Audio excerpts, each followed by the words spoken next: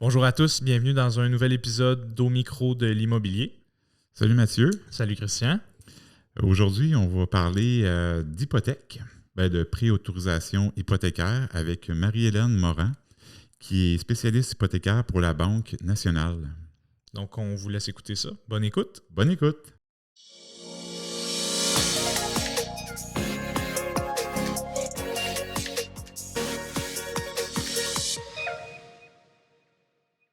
Bien, merci Marie-Hélène d'avoir accepté notre invitation aujourd'hui pour parler de l'hypothèque. Ben oui, ça fait plaisir d'être ici. Là. Bonjour Mathieu, bonjour Christian. Salut. Donc, je continue? Oui. Oui, OK. Donc, mon rôle, là, je vais prendre le temps de me présenter. Là. Je travaille à la Banque nationale comme directrice hypothécaire. Et mon rôle, c'est vraiment d'assister les clients là, en début de processus d'achat, le planifier, la transaction, puis l'aider à se rendre là, jusqu'à chez le notaire. Excellent. Comme Christian disait, aujourd'hui, on parle d'hypothèque, mais plus précisément la préautorisation. Oui, exactement.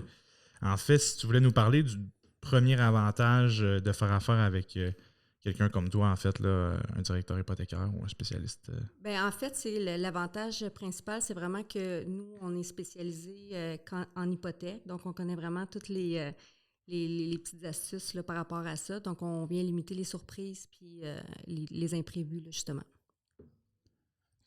Fait que si un acheteur qui commence à penser à s'acheter une maison, j'imagine qu'un des premiers réflexes, ça serait de communiquer avec un spécialiste hypothécaire comme toi. Oui, exactement. Donc, en processus d'achat, là, la première étape, c'est vraiment la préautorisation. Puis je pense que c'est un petit peu ça qu'on allait aborder aujourd'hui. Donc, le but, c'est vraiment, aujourd'hui, ça va être de vulgariser un petit peu les étapes de la préautorisation, puis à quoi ça sert exactement, parce qu'il y a plusieurs points qu'on vient valider là, en préautorisation. Good. Donc, si je peux me permettre, là, Ben je vais ouais, commencer par le premier point, puis celui que tout le monde connaît. Donc, oui, la préautorisation, ce que ça vient faire, c'est que ça vient déterminer la capacité d'emprunt. Fait que ça, c'est le premier point. Au-delà de ça, pour déterminer la capacité d'emprunt, puis avoir quelque chose de vraiment exact, là, puis vraiment le plus près de la réalité, ça vient impliquer qu'on vient de demander des documents aussi. Puis ça vient officialiser encore plus là, la qualité de la préautorisation. Quel genre de document, dans le fond? Si l'acheteur veut se préparer un peu avant de te rencontrer, j'imagine qu'il peut se préparer. Oui, exactement. Donc, en premier, dans les premières discussions, je viens établir un petit peu le type de revenu du client. Puis ce que ça fait, c'est que ça vient déterminer le genre de document que j'ai besoin. Donc, le but, c'est de savoir le revenu là, réel que le client a fait durant la dernière année. Là. Fait que rapport d'impôt, dans le fond, c'est quelque chose qui pourrait être demandé. Exactement. Ouais, avis de cotisation. Oui, exactement. Talon de paye, puis T4 ou rapport d'impôt. Mais tu sais, les documents demandés, ça peut varier selon... L'emploi, j'imagine. Là. Exactement, selon le statut d'emploi. Parce que tu sais, un salarié versus un travailleur autonome, les documents vont être différents. Donc, le but du premier appel, c'est vraiment pour nous déterminer quel genre de documents qu'on demande. Puis, au bout de tout ça, c'est qu'une fois qu'on va arriver à l'achat, on va déjà avoir en main tous les documents, fait qu'on vient sauver des étapes puis accélérer un petit peu le processus. Oui, parce que souvent, dans une promesse d'achat, on a des délais à respecter. Donc, si certaines étapes sont déjà franchies, bien, le processus va aller un peu plus vite là, à ce moment-là. Oui, parce que souvent, ce qui est le plus long, c'est d'avoir tous les documents en main. Donc, si on se prépare d'avance en préautorisation puis qu'on les a déjà en main, une fois qu'on arrive à la transaction d'achat, il nous reste juste à mettre à jour, exemple, le talon de paye, mais le reste, on l'a déjà. Donc, mettre une demande, là, c'est une question de 20 minutes. Là. Donc, c'est vraiment les documents qui est le plus long. Là. Super. Puis, cette préautorisation-là, est-ce qu'elle est bonne indéfiniment? C'est quoi le barème de temps? Là, une fois que les gens ont dit, votre capacité d'achat, c'est X montant, c'est 300 000, c'est bon pour combien de temps ça? Là? Parce que les situations peuvent changer. Ouais. En fait, la préautorisation, on la fait, règle générale, pour un délai maximal de 6 mois. Vient incluant ça la garantie de taux. Donc, tout dépendant de c'est quand le client a l'intention de réaliser son projet. Donc, c'est ça. Si c'est sur 6 mois, on fait la garantie de taux sur 6 mois. Si elle est sur 3 mois, bien, la garantie de taux va être sur 3 mois. Pour venir justement la question de la garantie de taux, C'est sûr et certain qu'un taux garanti sur 6 mois va être un petit peu plus élevé que sur 3 mois. Par contre, ce qu'il faut comprendre, c'est que si on garantit le taux pour 3 mois et que le client ne trouve pas une propriété, si le 3 mois est expiré, on doit refaire une nouvelle garantie de taux. Puis compte tenu du contexte économique actuel, bien, ça se peut que les taux y aient augmenté. Donc, on est toujours plus gagnant de le garantir sur 6 mois.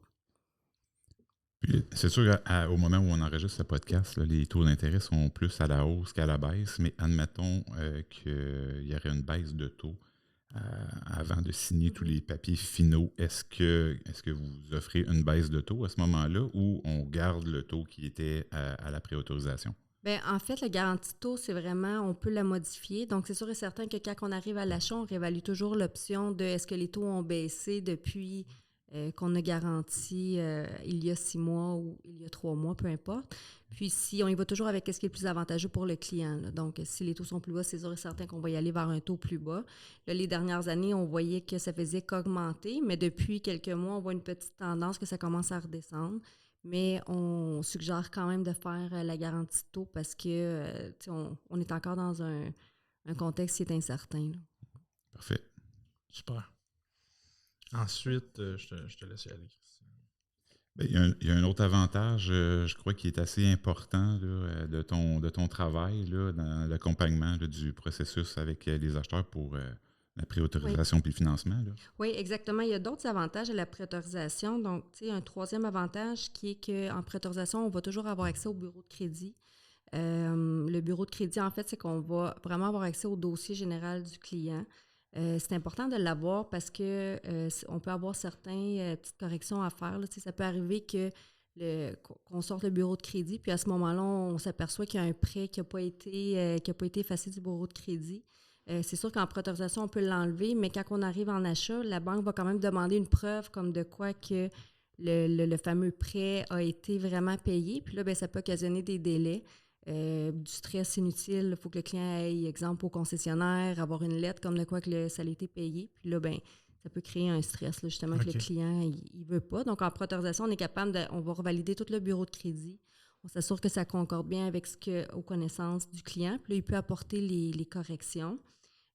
Ensuite de ça, selon sa cote de crédit, mais on peut aller chercher une capacité d'emprunt un petit peu plus grande.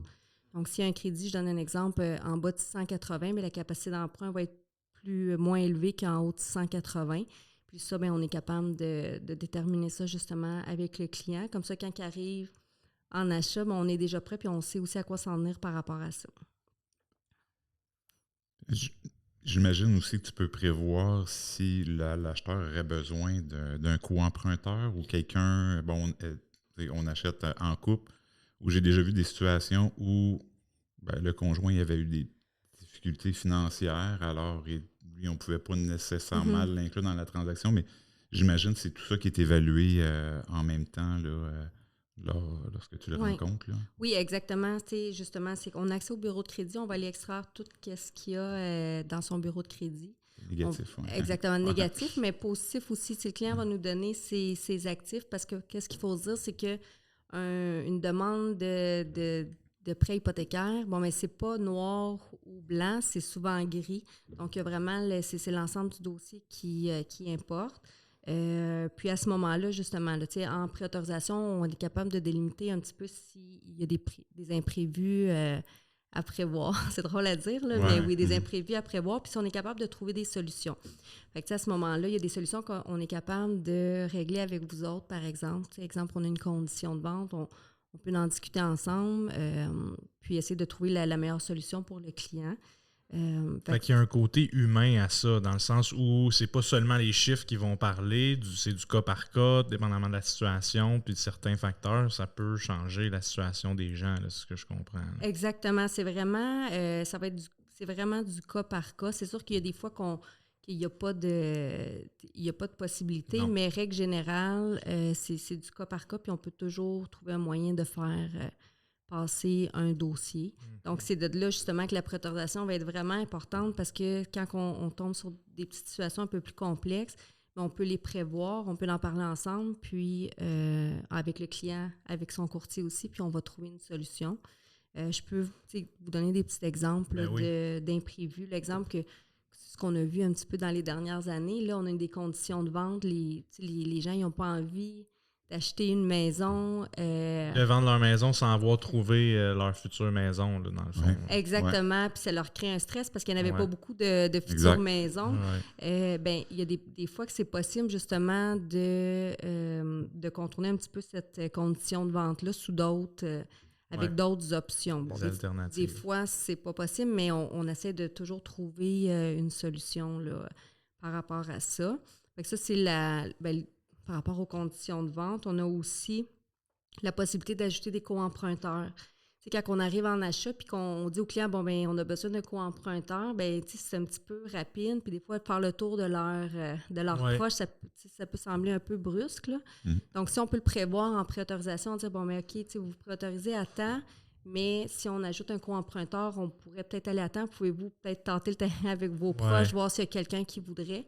Comme ça, ben on garde l'option pas trop loin parce que, au bout du compte, on sait que les clients, c'est la dernière des options d'ajouter un co-emprunteur. Mais il y a aussi des fois qu'on peut ajouter des co-emprunteurs, ça peut être temporaire, puis que c'est pas nécessairement à la fin de la transaction, on peut des fois le retirer. Bon, comme je disais, chaque dossier est différent, mais c'est des choses qu'on a déjà faites. Ça concerne peut-être un peu plus pour rassurer les vendeurs, là, mais je crois que vous vérifiez la provenance des fonds, s'assurer que les acheteurs ont réellement les fonds là, au moment où ils font la demande. Là. Oui, exactement. On va aller, ça rentre dans les documents requis. On n'en avait pas parlé tantôt. OK, là. parfait. Mais la provenance, la mise de fonds, des fois, il peut y avoir des petites confusions par rapport à ça parce qu'il y a certaines provenances que la banque ne va pas autoriser. On parle, je vais vous donner un exemple, un don de quelqu'un. On ne pourrait pas avoir un don de notre voisin. Là. La banque ne l'acceptera pas. Donc, ça doit être vraiment un don d'un proche parent. Outre ça, une mise de fonds qui est empruntée, ça ne pourra pas non plus être accepté. Donc, des fois, les gens peuvent avoir avoir une surprise de dire que finalement, s'il y avait un 5 000 qu'ils allaient chercher dans leur marge, par exemple, et dire finalement, on ne l'a pas. Mais des fois, ça peut faire une différence par rapport à la mise de fonds qu'ils voulaient donner ou quand ils sont limités et qu'ils donnent juste le 5 % par exemple. Bon, mais là, s'il nous manque de l'argent, ça ne va pas bien à ce moment-là. On peut repousser l'achat un petit peu. Puis, Exactement. Mais on n'aime pas comme générer faux espoirs. Des faux espoirs parce que c'est beaucoup d'émotions. Acheter une maison, puis là, ils arrivent, ils font une offre d'achat, puis là, ça ne fonctionne pas. Ça crée comme un sentiment négatif. Autant pour cette situation-là que l'autre que tu as parlé tantôt, vaut mieux le savoir dès maintenant, dès le début du processus, qu'une fois que la promesse d'achat est acceptée, puis qu'on a un 14 ou un 21 jours pour prouver qu'on peut avoir le financement. C'est sûr que c'est moins le temps de faire le tour de notre famille pour essayer de trouver un co-emprunteur ou une solution. Là. Si on est capable de le faire avant, c'est préférable. Là. Oui, exactement, parce que on revient à nos documents requis, c'est que souvent, c'est ce qui est long. Puis, si on a déjà un délai restreint, puis que là, on se rend compte au bout de 5 jours, par exemple, qu'il faut rajouter un co-emprunteur et que là, il faut demander les documents, je dois rencontrer la personne. C'est ça. Donc, ça nous crée des délais supplémentaires. Donc, en sachant d'avance, en sachant déjà que peut-être ça va être cette personne-là, à ce moment-là, je vais déjà lui avoir d'envoyer exactement les documents qu'on va avoir besoin. Donc, on est prêt. On est prêt pour toute éventualité à ce moment-là. J'avais une petite question pour toi. Je ne sais pas si tu veux embarquer là-dedans. Tu le dis si c'est pour un autre épisode ou si on n'en parle juste pas. Mais si tu pouvais aborder les points qui peuvent affecter négativement, outre la cote de crédit, là, mais quelle dette qui affecte le plus négativement le ratio d'endettement des gens puis leur capacité d'emprunt? Je ne sais pas si tu veux aborder ça. J'ai de quoi en tête, là, comme un paiement de voiture. Je sais que c'est comme ce qui fait le plus mal. Surtout nous, on est considérés travailleurs autonomes. Fait que je t'écoute, en fait. Là, je suis curieux. Oui, c'est sûr et certain que dès le moment qu'on fait la préautorisation, si les clients, par exemple, n'ont pas de nouvelle voiture, je vais d'emblée leur dire, là, écoutez, si vous avez l'intention de vous acheter une voiture, attendez de le faire plus tard parce que, en fait, la capacité d'emprunt, ça se calcule vraiment sur tous nos versements mensuels. On divise ça par notre revenu. Ça donne un pourcentage. Puis, on doit respecter ce pourcentage-là. Donc, un paiement de voiture de 500 $ par mois, 600 $ par mois, des fois, ça peut venir faire une très grande différence là, sur la capacité d'emprunt. OK. Ouais. Si je peux me permettre, je vais ajouter un autre point par rapport à ça. Tu sais, des fois, les gens, exemple, ils ont un prêt de 10 000 de voiture, ils vont penser, ben je vais donner 5 000 dessus, puis ça va venir descendre ce que je dois. Mais au bout du compte, la capacité d'emprunt, ça se calcule vraiment sur le versement. Donc, c'est soit que vous le payez au complet ou vous le payez pas du tout, parce que l'entre-deux, ça ne changera absolument rien. Parce que si vous resterez, par exemple, 1 000 sur ce prêt-là, mais qu'il y a encore un versement de 500 par mois, ben il est calculé sur 500 par mois. Il est calculé sur 500 par mois. Ouais. Exactement. OK. Fait que, tu sais, justement, en préautorisation, c'est des choses qu'on va regarder ensemble, de voir, bon, mais on regarde c'est quoi l'ensemble des dettes. Est-ce qu'il y a possibilité, exemple, de payer telle carte de crédit, telle dette? On va aller cibler ce qui est le plus avantageux. Ouais. Puis à ce moment-là, bien, c'est niaiseux, mais le 500 $ par mois, des fois, ça fait vraiment une grande différence sur la capacité d'emprunt. Là, même moi, personnellement, je l'ai vécu. Là. Ouais. J'ai fait un achat, puis là, c'était 2 possibilités. Soit j'augmentais ma mise de fonds de façon considérable pour acheter la maison pour que les ratios fonctionnent, ou d'un autre côté, je finissais de payer la voiture qui n'était pas un super gros montant là, qui me restait, là, qui était vraiment moins que ce que j'aurais mis en mise de fonds additionnelle. Fait que c'était comme super logique de faire ça, puis les ratios balançaient à cause de ça. Oui, c'est ça, exactement. Des fois, le montant de mise de fonds que tu donnes de plus pour payer un montant en moins, ça fait vraiment la différence. Donc, c'est vraiment toutes les choses qu'on va regarder en préautorisation. Puis, tu sais, souvent, on fait les tests, là, tu sais, c'est des simulations, sans être obligé nécessairement de le payer tout de suite, mais de savoir au moins, bon, mais écoutez, tu sais, si vous voulez vous qualifier pour tant, il suffirait de payer cette dette-là. Puis si vous trouvez quelque chose dans ces prix-là sans la payer, bon, ben ça va être correct. Fait qu'au moins, ça donne l'option de. Puis ça, les gens savent un petit peu plus où qui s'en vont par rapport à ça. Là. Moi, j'aurais une autre question aussi. Oui. Ben, c'est par rapport, le marché de l'emploi est assez, beaucoup de possibilités, tout ça. Donc, si quelqu'un pense acheter une maison ou il y a déjà une propriété aussi, puis il pense changer, grossir sa propriété, etc., mais qui envisage changer d'emploi. Bon, pendant le processus, il te le dit avant ou ça arrive pendant le processus de financement, ça affecte de quoi la qualification? Là, parce qu'on sait que normalement, il faut avoir un emploi permanent, tout ça, là, mais est-ce qu'il y a des règles ont changé ou comment vous traitez ce genre de dossier-là? Bien, en fait, l'important, c'est juste que le client, exemple, qui a changé d'emploi entre le moment que j'ai fait la préautorisation puis qu'il achète, bien, ça va être vraiment de communiquer avec moi pour me donner ses nouvelles conditions parce que, bien, règle générale, on ne change pas d'emploi pour être à la baisse, là, non, c'est ça. Mais quand même, il faut quand même en discuter parce que quand on va arriver à l'achat, ça nous prend un talon de paye. Puis à ce moment-là, ça va être juste de nous fournir une lettre d'employeur comme de quoi qu'il y a un poste permanent à temps plein. Dans le fond, ce que nous, on ne veut pas, c'est des postes temporaires. Donc, poste temporaire, ça ne fonctionne pas, mais ça peut être un poste permanent à temps partiel. Ça peut fonctionner. Poste temporaire, on pourrait le prendre dans le cas où, par exemple, la personne, ça fait au moins 2 ans qu'elle travaille dans le même domaine. Donc, quand ça fait 2 ans que tu travailles dans le même domaine, ça va, on va faire la moyenne. Mais sinon, bien... Ça nous prend absolument un talon de paye. Là. Donc, oui, ça peut retarder un petit peu le processus. Si, exemple, il vient de changer d'emploi, qu'il va avoir une paye juste dans 2 semaines, puis que c'est là que ça se passe, puis on a 10 jours, bien là, on va être un petit peu mal pris. On va devoir tricoter un petit peu. Est-ce que ça va être un non sûr? Je ne pourrais pas vous dire, mais je ne pourrais pas non plus garantir que ça va être un oui, oui tout de suite. Je comprends. Je te ramène un petit peu à tantôt. Tu as parlé de moyenne des deux. Là, on parle de moyenne sur 2 ans. En fait, on prend le revenu qu'il a fait, on va le diviser par 2.